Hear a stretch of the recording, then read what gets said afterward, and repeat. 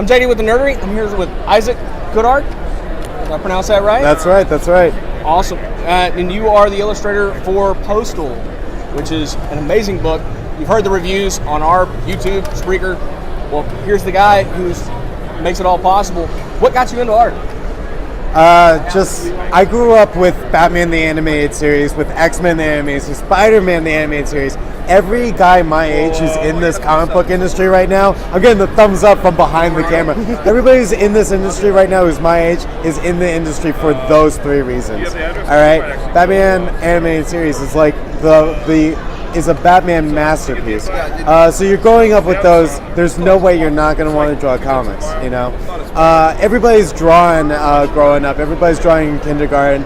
And some people drop off, some people stop. So it's not as much when did I start drawing comics as much as it is when do other people stop. So I'm still going, I'm still inspired by these Batman cartoons, I'm still chasing after that masterpiece. So how did you wind up on Postal? How'd that come about? I've always wanted to draw comics. I've always loved Marvel and DC, but I loved Wizard magazine, so Top Cow was very much on my radar. Image was very much on my radar. I've always loved Witchblade. I've always loved these guys, right? I actually went to a comic book school, so I went to SVA. Some of my teachers were like, I'm bragging right now, but it was Phil Jimenez, it was Klaus Janson, it was David Mazzucchelli, legends in the comic book field.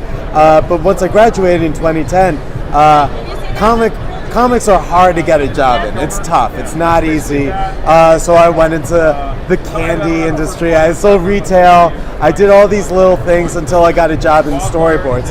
But it was always, no matter what my job was, I was trying to get into comics. I was trying to figure out how am I going to get to Marvel? How am I going to get to Image? How am I going to get to DC? Very luckily, very luckily, Top Cow did something very new. They did a Top Cow talent hunt. So they did it in 2012, 2013, I believe. And I entered both years. I lost the first year big time. And I shouldn't have won. It was god awful. But I showed it to Matt at San Diego Comic-Con. He gave me some tips. He actually remembered my submission. He was receptive to it. He told me what to work on. He told me what I should do differently for the next year. The best tip that he gave me was work digitally. All the winners of the previous year worked digitally. Stepan Sajic, the golden child of Top Cow, works digitally. And so I took that year to learn how to draw in Photoshop, which I did, which I continue to do today. And I did a Witchblade submission. I did 9 pages of that. I was accepted that time, and I got Magdalena off the strength of Magdalena. They asked me if I wanted to do a 4-issue miniseries called Postal, and that 4-issue miniseries grew into a 24-issue series, ongoing. Hopefully, we're up to issue 15. And we were actually in the panel yesterday, and you actually talked about you were working 2 jobs. Yeah. During Volume 1 and Volume Volume 2. Yeah. What made you drop out and just be an artist for Postal? I kind of figure you got to take a risk in life to be in comics, certainly to do anything in art, and you might as well do it when you're young. So I had my job. It was really solid. It was a good job. Storyboarding, benefits, all the whole shebang.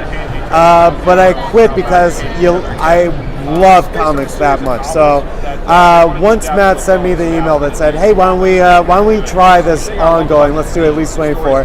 We'll extend it if we're rocking." I said, "Yeah, that sounds amazing." I quit my job before I responded to the email. I was so excited. I moved back.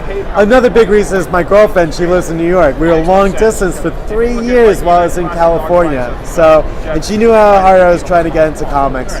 So I quit. I moved in with her. I've been drawing from home ever since. Beautiful. And y'all have a new volume of Postal coming out soon. And you told us a bit about the big baddie on that. Can we talk about that at all? Yeah. Cover your kids' ears if they're around. It's a tough one. It's challenging for sure. It's all of our characters from Postal, but the Aryan Brotherhood is coming into town, and they're coming in to exact revenge on one of the guys that Laura, Mark, and all of our main characters are protecting. So it's the characters of Postal versus a bunch of neo-Nazis and skinheads.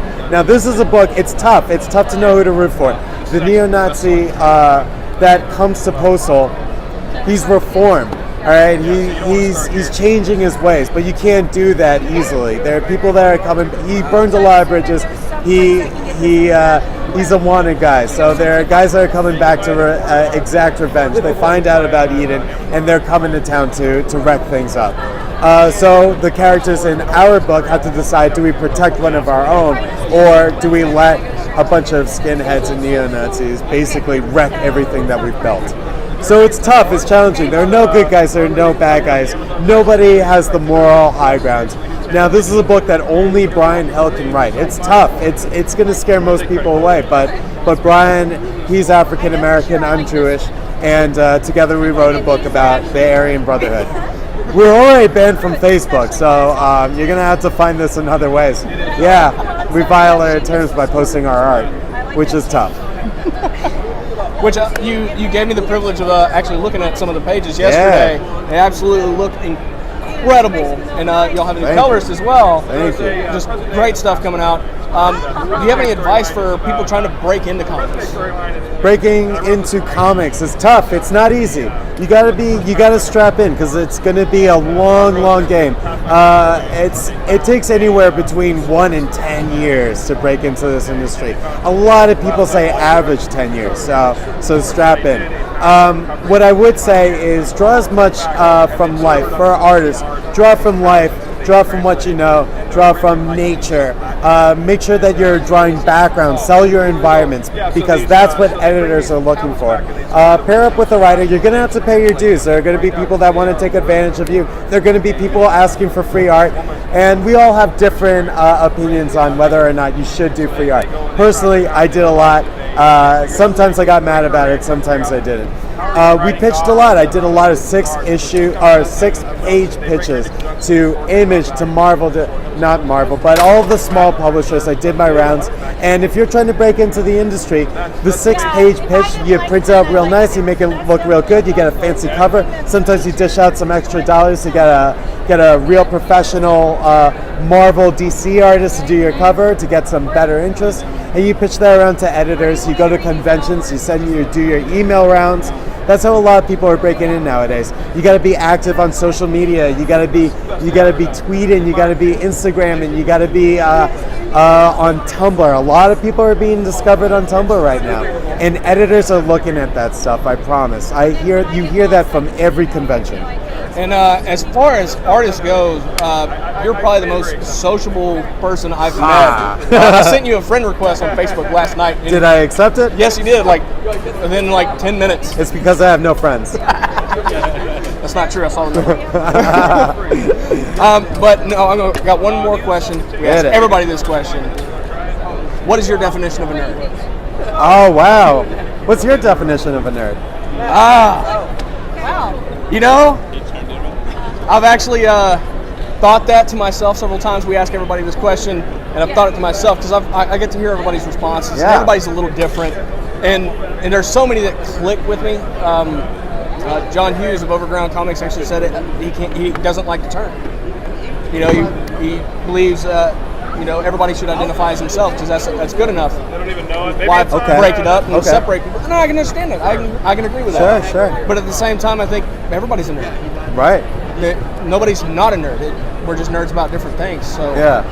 I actually have thought about this question a lot. Right. But now it's your turn. No, that was well said. I agree with you. I would define nerd as somebody who knows a lot about a particular subject, who's got that level of passion. There's liking something, and then there's that when you cross that line into being super passionate about it, where you not only watched the movie and enjoyed it, but you memorized the IMDb page, and then clicked on the director's name and looked at his entire resume. That's nerdom. Okay, it's going into comics and loving comics, but then following the artist or following the writer or following the character. That's being nerdy. Being nerdy to me is having that love, having that passion where you follow the thing that you love, where you research it, where you know about it, where you know trivia about it. That's nerddom. That's what everybody in this convention has in common. Awesome. Beautiful. I'm JD with the Nerdery. Issac Goodhart. Incredible stuff. Love it. Pick it up. Read it. Thank you.